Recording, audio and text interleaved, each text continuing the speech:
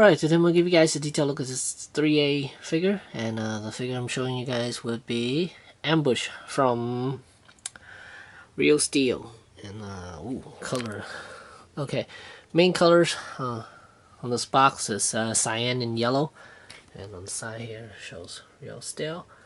And this box is huge. It's about 20 inches in height, and about, how wide is this thing? About 12 inches. So let's open this box up. Okay, and this box has a it's magnetized on the left side, so it's kind of weird where it opens on the left side. And there's the flap, Ambush. Here's some stats about Ambush. And here's a little info about the batteries. And I didn't get the limited edition one, so it doesn't come with that controller. And inside, here's where Ambush would be housed, but of course he's not in there because I have it out already. Alright, and here's Ambush outside the packaging, and let's just go over his height. He stands about 16 inches in height, so he is a tall figure. And yeah, so this is what it looks like from the front. Massive figure, and detailing on it is amazing. Same with the paint job. I really do like the way they did the rust and the weathering on him. So really amazing. And here's a side view of Ambush. The only thing I don't really like is would be the fist. The two right here and there. The paint job on it isn't that great, but other than that, everything else is perfect on him. And here's the back side of Ambush. You see lots of pistons. Almost all of them are working pistons. This guy's amazing. Here's the other side.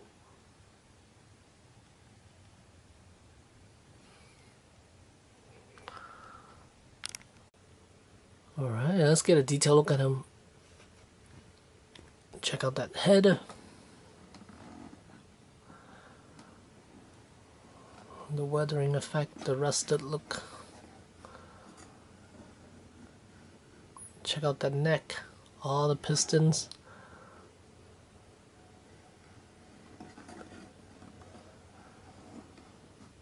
And there's the Ambush logo. Quite nice. The arms swing it out a little bit so you guys can see the pistons inside, the joints.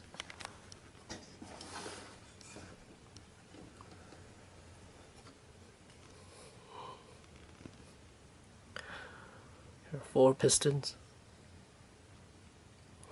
When you rotate his arm, these things also rotate, just like that.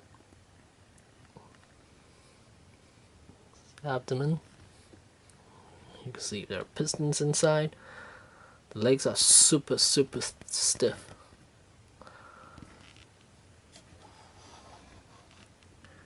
Here you can see his legs. Tons of pistons running through it.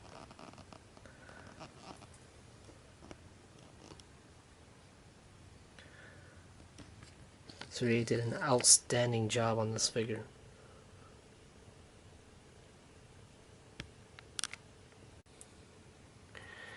Alright, as far as articulation, head is on the ball joint. The main ball joint is right there in the center. Right there, and then these pistons also have ball joints running through them. So when you turn his head, the pistons will move along with it. And the back of his head, you can see there's a tubing that's running through here.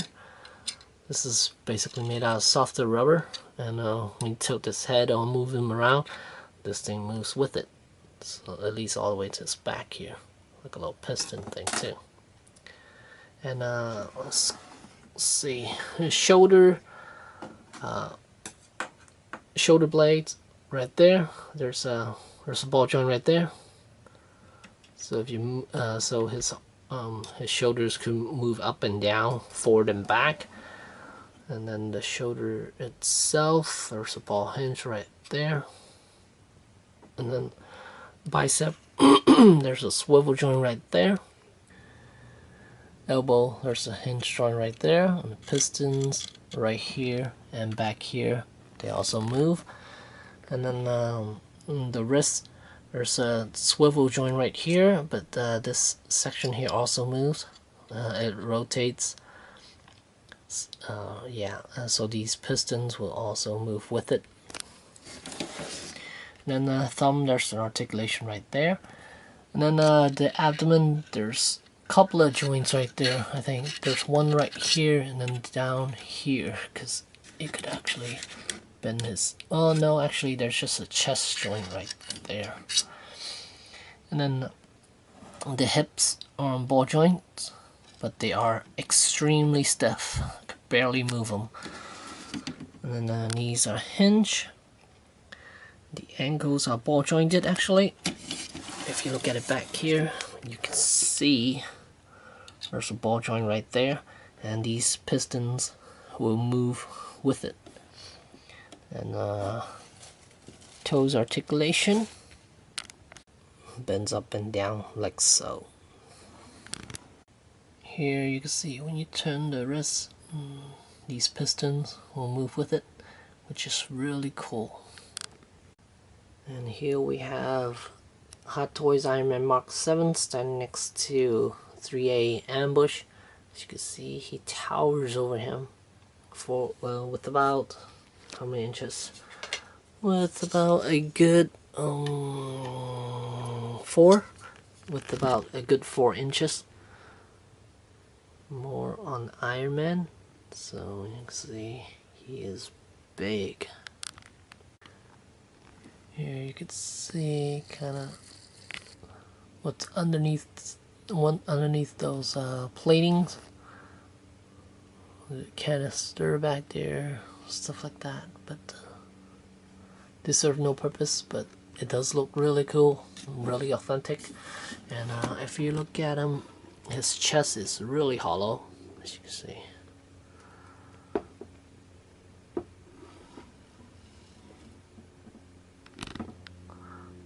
Same with the arms. And for something this big, you would imagine this thing would be really, really heavy, but it's not.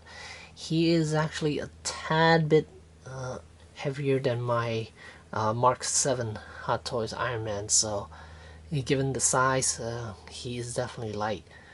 Same with all the other 3A figures. They tend to be on the light side, even with Carter and even some of the their stylized figures. They're all really light. I think it's the plastic they're using, which is a very hard, well, it's not really it's a hard plastic, but it feels cheaper than the Hot Toy stuff, so that's why it's lighter. I guess it's more of a model kit type style of plastic, I think. But they are kind of yeah, it just feels kind of cheaper than the Hot Toy stuff, but their weathering effect, they did an amazing job with it.